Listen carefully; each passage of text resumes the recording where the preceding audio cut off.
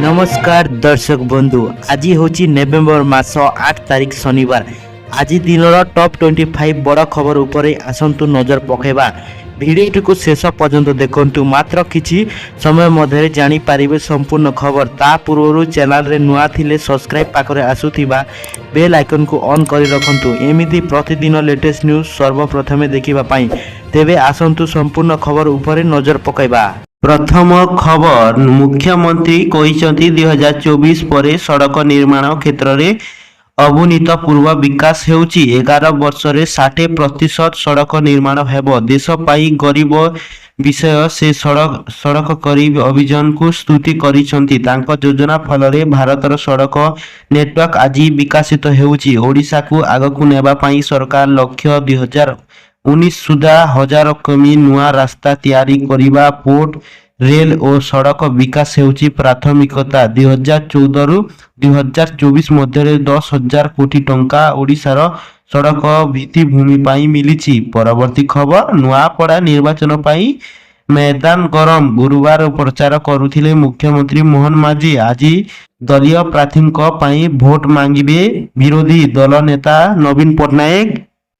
खरियार रे पुणी थरे आसिचंती। विशाल शुभयात्रा करी जनसाधारण देश को जोग देले। से काली पुणी मैदान रे आह्वान मोहन माझी। पटे कांग्रेस डर पकाइला लोक मानक मन जितिबाकू चेष्टा करिवो। भोट तारीख निकट को आसुची। सहित नुआपड़ा राजनीति रे दिन को दिन उठुची। परवर्ती खबर, शीतुआ सकाल आउ कोरापुट रे पहाड़िया अंचल रे छाउची। कुहुड़ीर धला चादर दृश्य रे एमिति मने देउची आपण स्विट्जरलैंड रे अछंती। पहाड़ मुहरे धला कुहुड़ी, हल्का ठंडा पवन, चारि पाखे शांति। कोरापुट एमिति जगह। परवर्ती खबर, वर्तमान बात्या मंतारे प्रभाव पूर्व केंद्रीय ओ ओडिशा पाई पुणी थरे पाणीपाग अलर्ट।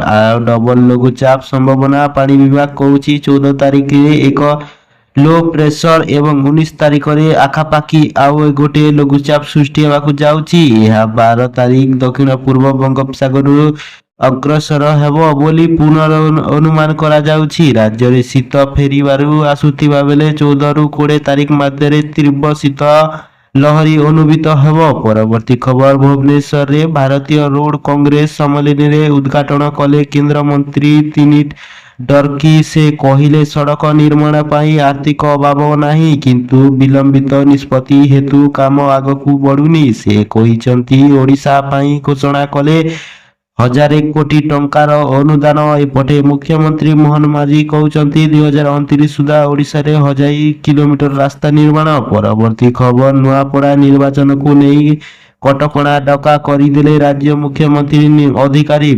9 तारिख रे अपराह्न 4 सुधा बाहररू जाउथिबा समस्त लोक नुआपड़ा छाड़िबाकू पड़िबो निर्देश।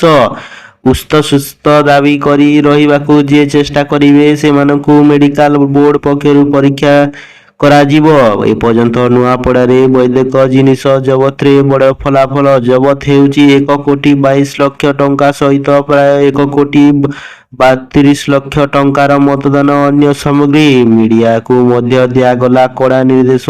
भोट पूर्व 48 घंटा सुधा कौनसी प्रकार कैंपेन प्रचार अथा भोटों को प्रभावित करि परिबो भली कमेंट प्रसारण न करने अपील। परवर्ती खबर, बालू कुकुरं को नहीं सुप्रीम कोर्ट रे बड़ राय। शिक्षा अनुष्ठान, हॉस्पिटल और बस स्टैंड रे बालू कुकुरं को हटाइबाकू निर्देश। भालू कुकुर को हटाई आश्रय स्थल रे नेबाकू सुप्रीम कोर्ट निर्देश। मामला रे सुनी करी 3 जणिया खंडपीठ रे निर्देश। एनएचओ एक्सप्रेस रु मध्य गोरु को हटाइबाकू एनएचआई को निर्देश। परवर्ती खबर, नुआपड़ा रे प्रचार करिवे सापा नेता अखिल यादव। एहीपरि समय रे कांस्टेबल जणे रास्ता उपरे चढ़ी पड़िले आहत होइचंती। सेहीपरि कंधामाल जिला घुमुसुरु उदयगिरी निकट कलिंग घाटी रे आज सकालू घटिछि उद्वादीय बस दुर्घटना। बरगढ़ ठारू ब्रह्मपुर जाउथिबा बस एक बुलवानी रे निमंत्रण हराई उलुटी पड़िछि। दुर्घटना जणे यात्री मृत्युवरण करिथिला बेले 10 जण आहत होइचंती। समस्त आहतंकू डॉक्टरखाना रे भर्ती करा जाउछि। एही घटना नै स्थानीय माने मध्यरे ଆତଙ୍କ ସୃଷ୍ଟି ହେଉଛି। ଆଗାମୀ ଅପଡେଟ୍ ପାଇଁ ସହିତ ଯୋଡ଼ନ୍ତୁ। ପରବର୍ତ୍ତୀ ଖବର, ନୂଆପଡ଼ାରେ ପ୍ରଧାନମନ୍ତ୍ରୀ ନରେନ୍ଦ୍ର ମୋଦି ବନ୍ଦେ ମାତରମ୍ ଗୀତରେ 150ତମ ବାର୍ଷିକ ପାଳନ ଉପଲକ୍ଷେ ଏକ ବାର୍ଷିବ୍ୟାପୀ ଅଭିଯାନର ଶୁଭାରମ୍ଭ କରିଛନ୍ତି। ପୁଣି ଥରେ ସମୟ ବନ୍ଦେ ମାତରମ୍ ଗୀତରେ ଗୁରୁତ୍ୱପୂର୍ଣ୍ଣ ପଂକ୍ତିକୁ କାଟି ଦିଆଯାଉଥିବା ବେଳେ ଯାହା ଦେଶରେ ବିଭାଜନ ବୀଜୀପାପନ କରୁଥିଲା। ମୋଦି କହିଥିଲେ, ବନ୍ଦେ ମାତରମ୍ ହେଉଛି ସ୍ୱାଧୀନତା ସଂଗ୍ରାମର ଆତ୍ମା ଏବଂ ଏହା ଦେଶବାସୀଙ୍କୁ ଏକତାର ସନ୍ଦେଶ ଦେଇଥିବା। ସେ ଆହୁରି କହିଥିଲେ, ଆଜି ସେ ଆତ୍ମାକୁ ପୁଣି ଜାଗୃତ କରିବା ସମୟ ଆସିଯାଇଛି।